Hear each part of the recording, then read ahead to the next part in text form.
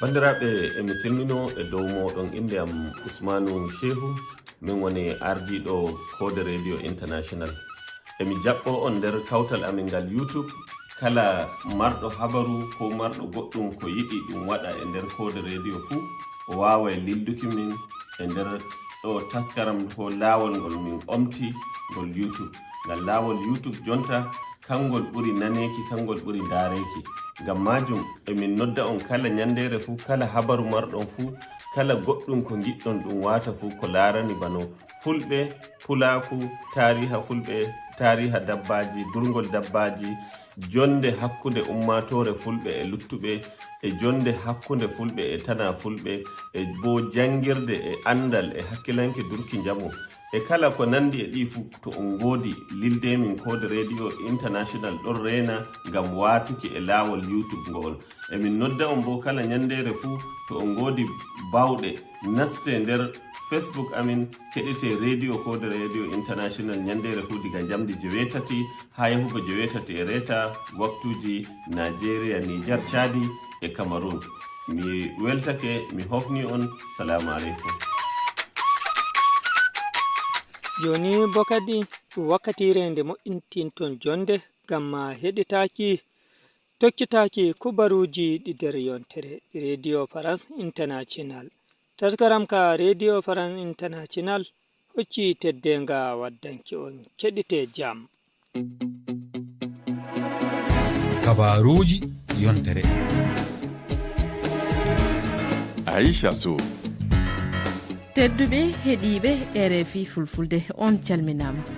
Bisimilla mon e ka taskaram kabaruji yontere. Woni koɗo men hande ko Mamadou Dem, rendo yanke batte ɗanle ha e ɓamtare diwanire joɗiɗo to France jeyaɗo ɗo e leydi Sénégal. Hande taskaram men kabaruji yontere yewtanta en ko e Sénégal, kalen e sungoji sardiyankoɓe Europe, guddiren e jonde G7 ton to Italie.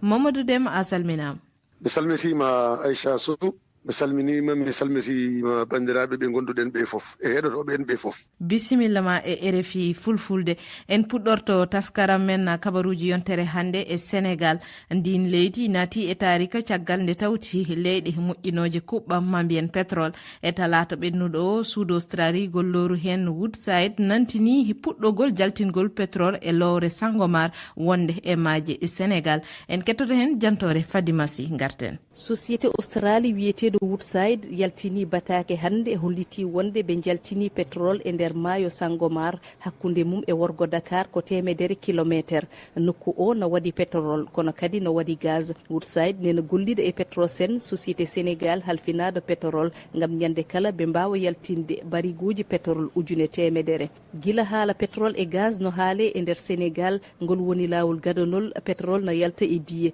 ette ko boyani gaz ne ma yaltu sabu Sénégal e Mauritanie no jogi hebbore wonde wiyetende Grand Tortue Ahmeyim GTA to kerol hakkunde leydi DDD. Ton kadi Sénégal e Mauritanie no hani gollidde e société ji didi, goto o ko Amérique naajo, goddo o ko Anglais. Hitande kala adi foti yaltinde gaz fodde million uji 2 e feccere. Pétrole e gaz Sénégal naajo o hewata hono leydi Nigeria en kono ma waw yaltinde milliarduji kewdi ha bibbe leydi ndi fof jiya hen koye mumen. Fadima Sy, Dakar, RFI. Ko noon tigi kabaru ndeɗo yontere e ko ɓuri hen dowlinde ɗo e Sénégal woni jaltingol on pétrole mo ganduɗa habbanoma e ɗi dumunaji foof. Hande Sénégal waɗi taɓal caggal nde tawti ɗe leyɗe e moƴƴinoje kuɓɓam ma mbiyen pétrole, ɗum ko hunde fayodinde. Eyi ko yettude Allah no feewi, Sénégal waɗi taɓande mawde e jikke ngalu e faggudu, sabu ngalu e faggudu ene wawi feñde diwan o ronka nafde diwan o walla o wasa nafde diwan o nafa woɗɗe, sabu en jii ngaluji goɗɗi cuuɗinoɗe nder leydi ko wayno zircon, ko wayno phosphate gonɗo Thiès, ko wayno phosphate gonɗo wayno kanŋe sodobol. Ɗiɗo kanŋeji payodinɗi, ɗiɗo ngaluji cuuɗiɗi gonɗe nder leydi Sénégal hande hayso woni mo ɗi nafi kam wona ɓiɓɓe jeeyaɓe on diwan ɗi nafi. Oɗon e ari koye ngalu cuuɗigo leydi Sénégal jeeya, haysinno woni koye nder ndiyam. Allah waddi ari sen ƴeewi leyɗele jogiiɗe pétrole kaga Arabie Saoudite walla Émirats Arabes walla Libye leyɗele Afrique naaji jogiiɗe pétrole ɗe pétrole o addani ɗi ko pusam leydi addande ɓe ko basal sa ƴeewi Congo RDC a ƴeewi Cameroun a ƴeewi Nigéria a ƴeewi Gabon ene wayno nafoore pétrole o ala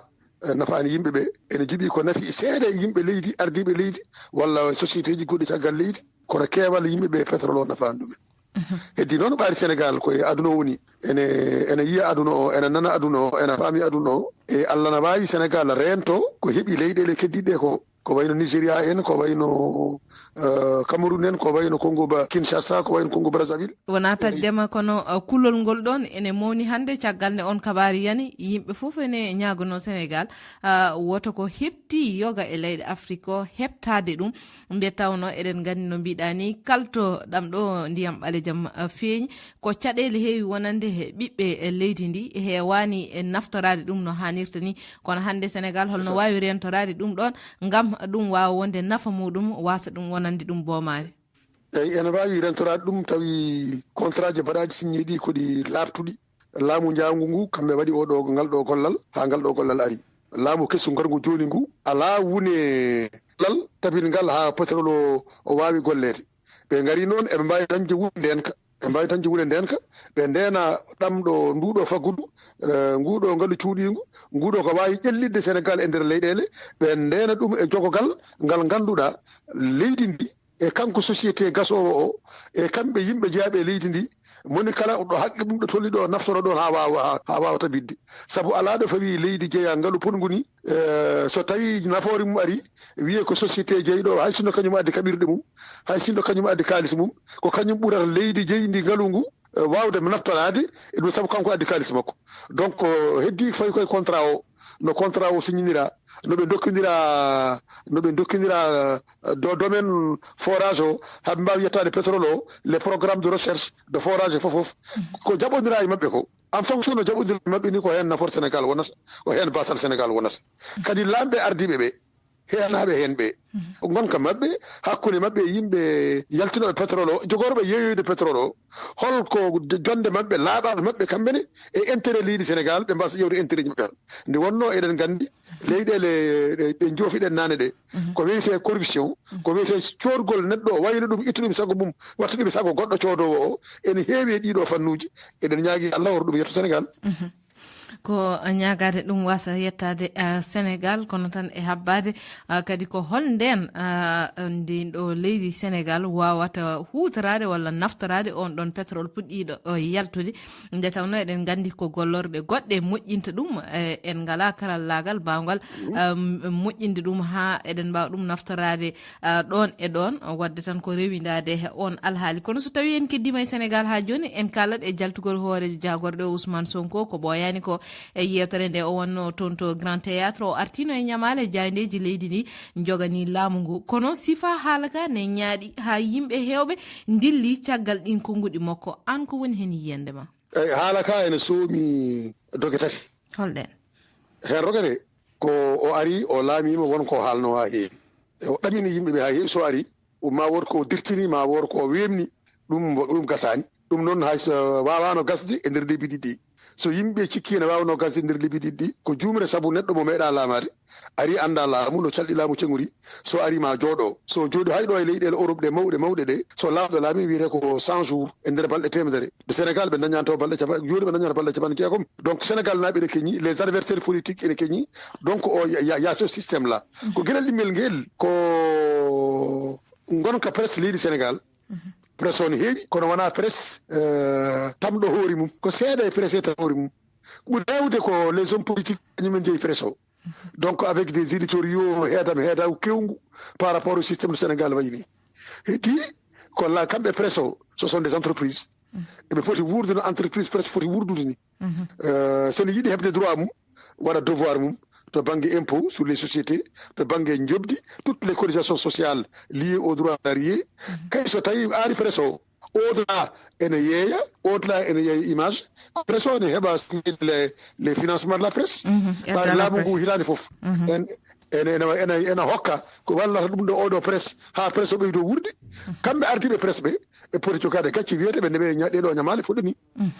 yimɓe fof ne nganndi e laamu ɓennugu ngu ha e laamu ɓennugu nguya hakkude jahidiyankoɓe joom jahidiyeji ɗi e laamu ngu ene waɗi ko wiyete nanodire lesɗe cuuɗade boowal heedanma ɗo mi ɗaccanami ɗo donc mataw nguɗo laamu kañum mataw ene yiɗi firtude ɗum heddi ko kamɓe laamu kesugu woni rogere tan e ɓere nde eɓe nganndi holko woni rôle jahidiyankoɓe e jahidiyagal e fiddinde laamu ha wawa wallude goɗɗo mo yiiɗa wondude e laamu o heɓta laamu e juuɗe mum ɓaari kanko Sonko ndo woni ɗon nde ko enen fof en jii la presse des réseaux sociaux, la presse YouTube, la presse formelle écrite, non écrite, radio ou la télévision, mo presse la presse de l'opposition, hawawi wadde mettre makki sur le dos au mur, haw yerji dum, haw buskuli dum, hala wadi hokkimo. Donc no wadiri presse ha presse wadi makki ko haw dañi jodade, o yida presse wadamo dum. Donc o may intimidation, o mo girbobe, omo hulɓinaɓe wiide so tawi on mbi oɗon mbaɗa min mi waɗa on ni beele oɗo déclaration mo waɗi ene wona critère de négociation hakkude makko e presse ɓe ngara ɓe dañi no ɓe gondiri e laamu makko e deyre o ɗacca ɓe gollanteje maɓɓe kono kamɓe ɓe ɗaccama o yeeta ko noon mbiyen ko ɗum woni yiyandema e ɗin ɗon haalaluji laaɓi goɗɗum ɗum woni ha joni e kabaruji nde yontere en jii laamugu ƴetti pellitte kese e ustugol sattene gurdam ɗam ko wayno maaro en nebam sukara mburu sima connexion internet ustama gol ustugol e ñamateji ɗi ko hakkude buttati ha nogas beele ngol ustugol ma wod ko nafi ɓesguji ɗi walla ko gam tan ustude goytali ɓesguji ɗi nde tawno eɗen gandi ɗum ene jeyno koɓe potno so tawi ɓe laamima maɓe gustu sattene gurdam ɗam te gila nden ha joni yimɓeɓe ene paadi ñande foof yimɓe koko goyti beele ɗum wona tan mbiyen deccinde yimɓe ɓe ganduɗa ko woytotonoɓe e sattene gurdam ɗam eyyi ko ɗum woni ko lowre adande nane nde kalanmami de wonnoɓe mbemnirno gueɗe ɗe nde ɓe garani nde joni noon ɓe gari ɓe tawi gueɗe ɗe ɓe mbemnuɗo ɗe weeɓirani noon sabu wona kamɓe tan bellete ɓe mbiya ko ni watte ene namdi des cadres de concertation ene namdi haaldede e yeeyoɓe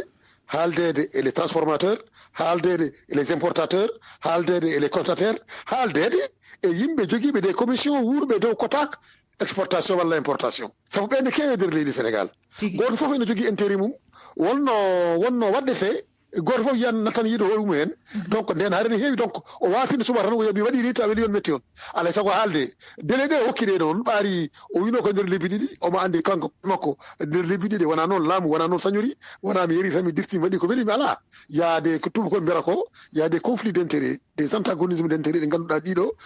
luurodiral nafooje ɗe ngannduɗa ɗiɗo maɗi kaltide koye majje goto fof andata jooɗi nde wawa jabde donc ha hannde ko wadde tan beele haqqillaji yimɓe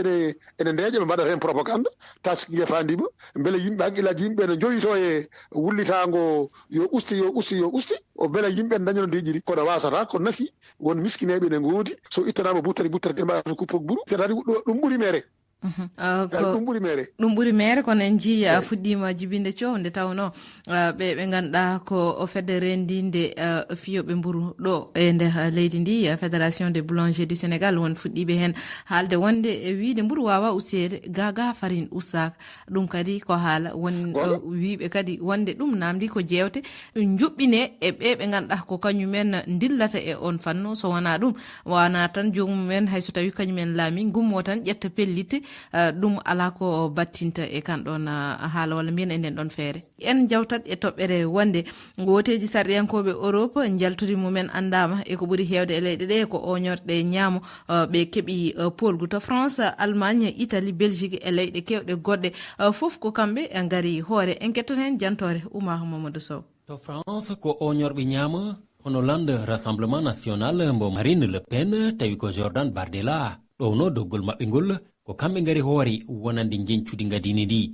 ɓe keeɓi ko ɓuri toɓɓe 35 e temedere wel ngu polgu woni tarikiyankewo yeeso Hollande Renaissance mbo Emmanuel Macron hoorejo leydi ndi to Allemagne nane ko noon woori oñorɓe ñaamoɓe keeɓi toon polgu ɓe keeɓi toɓɓe 29 e temedere wel ko ni woni chancelier o Olaf Scholz heɓi bettere mawde hanki nde tawno ko 14 e temedere wel tan lando makko heɓi so tawi koto Italie ko lande mo hoorejo jagorɗo o Giorgia Meloni ɓen oñorɓe ñamone keeɓi ko hiisa e toɓɓi 31 e temedere wel ko hono noon to Espagne Belgique kam e kewindi e leyɗe Europe ɗe ngu polgu maɓɓe e Europe ɓeydi hoolare maɓɓe e yidde ittude oñorɓe nano e laamuji Europe yeru to France yidde nde ɓe jogino e orngal ngal woni ko Emmanuel Macron tabitini hanki eko yoldi suudu sarɗiji ndu e erade wuuteji goɗɗi e balɗe garoji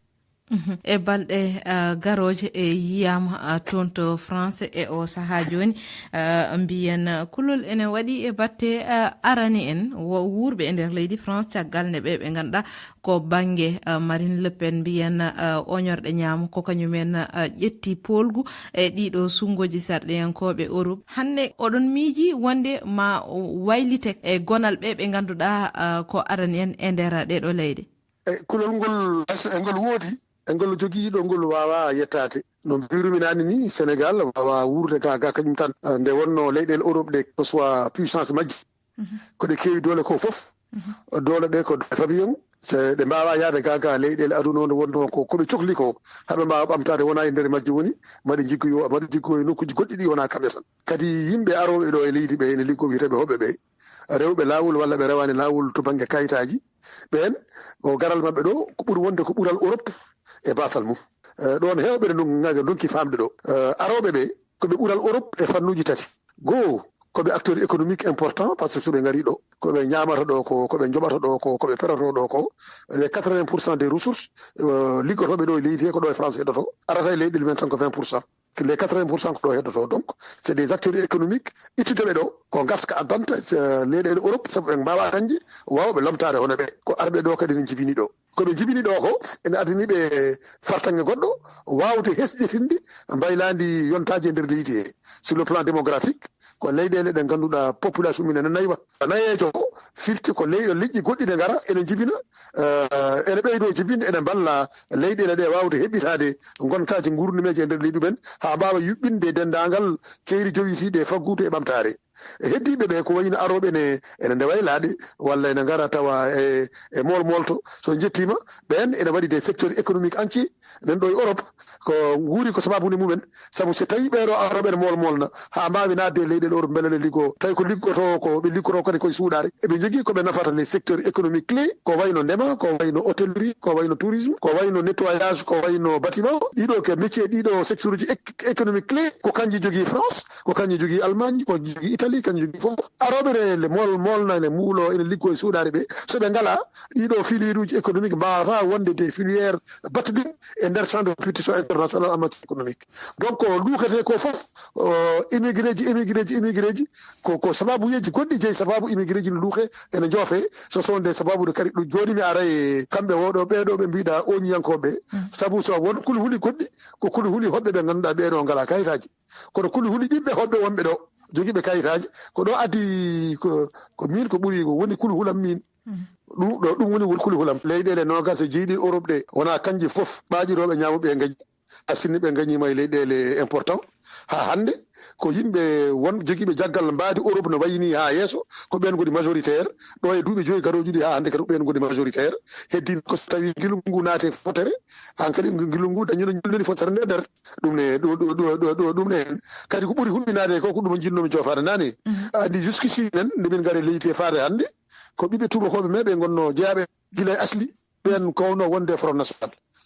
parti ji ñaɓurɗi kono hande e nder parti ji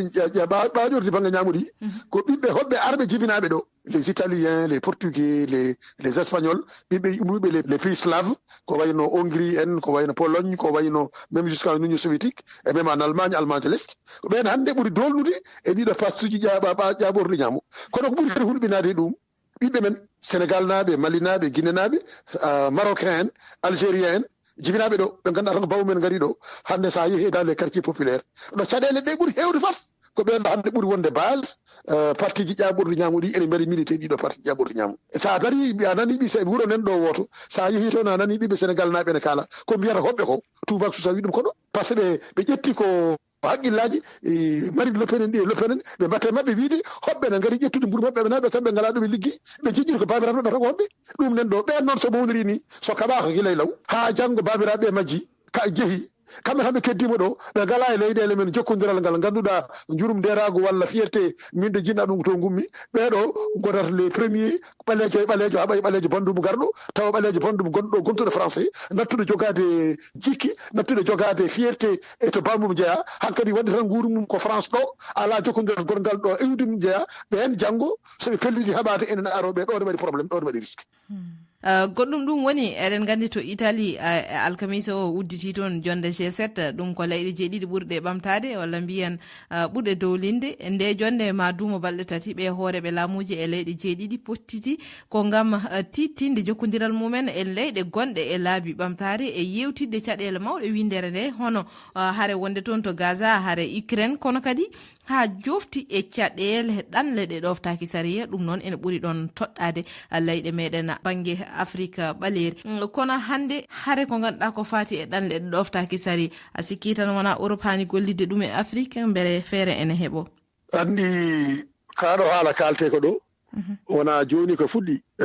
gila dawa dawi ɗanngal garal ga e Europe koko suuɗa amma ɗanle officiel walla jogiiɓe fartaŋeji wawde wallede daña des passeport diplomatique walla des passeport de service gotal ɗanniɓe ɗo e pelle ñaamiyankoje ɗe hono kamɓe leyɗele laamotoɗe ɗe les partis politique laamotanoɗi ɗi nden ko droite nden ko gauche holno ɓe mbaddirta ping pong ɓeeɗo yimɓe ɗanniɓe konnguɗi maɓɓe partiji ñaamoɗi e konnguɗi ɓeeɗo beele kamɓe partiji laamotanoɗi ɗi e mbadda heen lomto ha goto hen fof ina yiiɗi hutorade extrême ƴaɓorɓe ñamoɓe émigration ha dañono jooɗori e nder leydi he to banggue jappere laamu kanko sugo debbo laamiɗo hande Italie o ndo ari nde o arduno ko so ari omo kala ko woni ɗo ɗum itta o haɗa kono ari o tawi o wawa ko ɓooyani ko o waɗi régularisé capa 400 neɗɗo dokkama kayitaji mumen e nder Italie nde wonno secteur économique Italie o ene sohli ɗum andi Italie e Espagne e Portugal ene gonde fannu ko leyɗele basnode ɓurnode base de Europe nannuɗo e Afrique sabu minen nde min garɗo e France les Italiens et les Espagnols et les Portugais c'était des immigrés comme nous kono leyɗele maɓɓe ɗe naati Europe ɓe gontine citoyen européen ɓe ponda e leyɗele keddiɗɗe enen e ngala ɗum to Afrique to kono les G7 soɓe jooɗima eɓe kaala haala immigration wona immigration yo nattu ala ko immigration yo won permanent kono to banggue jiiɗi o natta yirede no yirata no adanni soit taw ko kamɓe cuɓoto aroɓe eɓe cohli yo garɓe ɗum ne kadi ko musiba e leyɗele men sabu so tawi ɓe cuɓima aroɓe ɓe cuɓoto ko anduɓe men ɓe cuɓoto ko wawɓe men ɓe cuɓoto ko haralleɓe men ɓe cuɓoto ko ñeñƴuɓe men ɓe ɗacca leyɗele men ne ndonki leydi ɗum woni ndeɗo haare miijo kamɓe leyɗele G7 ɓe kala nde ɓe jooɗi ɓe kaala yewtere maɓɓe wona eɓe mballa Afrique asinugol konngol ene maɓɓe yewtere maɓɓe ko holno ɓe mbaɗata haɓe ɓeydo ɓurde oto ɓe mbasde heftede oto leyɗele ɗe ɓe mbiyata ɓe mballa ɗe dañde sago gummo keftoɓe walla ni mbawtoɓe d' autant plus que goomu goɗɗo nene woodi ne wiya hannde le BRICS au niveau du BRICS peeje nen toon ene kulɓini Europe e gonka mum ene kulɓini les États-Unis ene kulɓini le Japon ɗeɗo de leyɗele denduɗo le G7 donc à partir de ce moment là min mbaɗa jeeya e goomu des experts européens en matière de migrations internationales qui souvent e nder Union européenne min mbaɗe consulté jiiɗe holno ɓe cikiri immigration ene wawi wonde gartam e leyɗele he gartam to banggue fagudu gartam to banggue sukkude gasɗe jowifiɗe e mbaylade yontaji nane mi haali ɗum saabu in fof ne gandi hande France Allemagne en leyɗele kewɗe nayeɓe ɓe nene ɓurto sukaɓeɓe hewde te kala leydi walla kala wuuro ɗo nayeɓe ɓuuri sukaɓe hewde ndin leydi fasiri ko caggal donc ko pousse yimɓe yo ngar ko arde ha beele soɓe ngari ɓe jooɗima eɓe ndesa ɗo eɓe jibina ɗo ɓe gadda galleji mabɓe beele ko jibbinte ɗo ko ene waɗa rééquilibré le trou démographique woni kam mbiyata le gap démographique sabu ɓen aroɓe koɓe liggotoɓe sont de futurs consommateurs et c'est des régulateurs démographiques ɗum ɗo ko intérêt mabɓe donc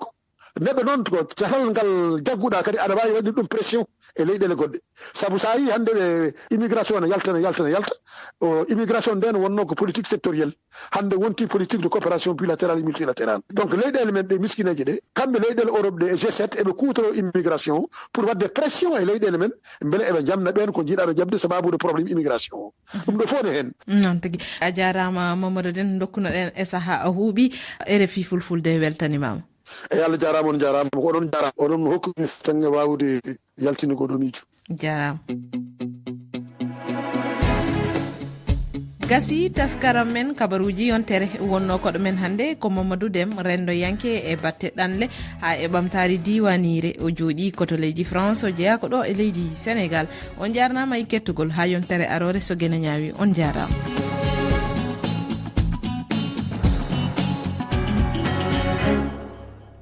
darnde sobiraɓe kuuɗe amen ɓe rediyo France International gaddam ɓe en kubaruji yontere. Mi Ibrahim Romodake wonduɗo e moɗon dow hello Facebook e YouTube wiyata on mbalen jam taɓɓe asewere warande gam nanki goɗɗi kabaruji ɗi yontere iga rediyo France International fulfulde.